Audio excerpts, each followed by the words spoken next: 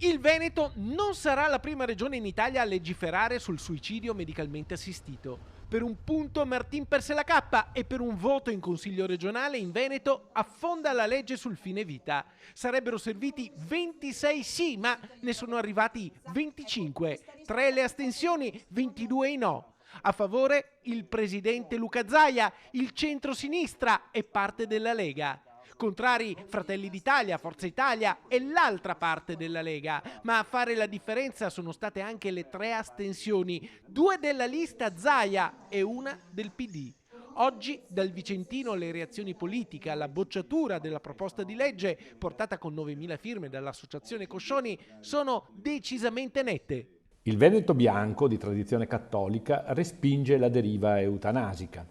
Forza Italia, che comunque ha sempre garantito sui temi etici la libertà di coscienza ai propri consiglieri, ha posto al centro del proprio voto di ieri la tutela della vita dal concepimento alla fine naturale e ha votato quindi contro l'ipotesi di abbandonare gli ammalati terminali al suicidio assistito. Questa è una legge che deve fare lo Stato. Noi di Fratelli d'Italia l'abbiamo sempre sostenuto che non può legiferare una singola regione su un tema così importante. È passata la linea del no al suicidio assistito. Non si può morire aiutati dallo Stato.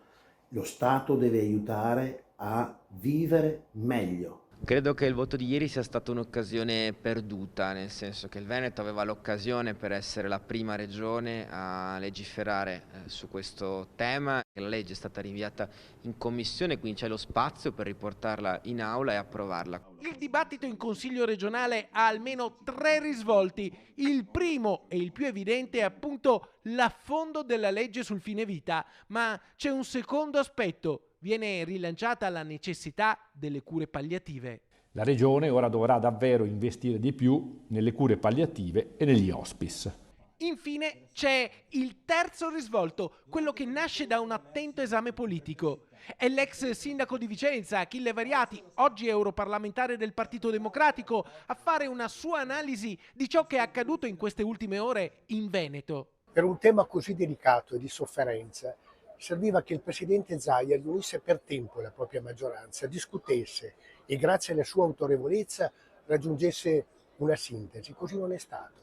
Abbiamo visto un presidente chiuso in una stanzetta, silente, disposto a commentare come se il problema non fosse il suo.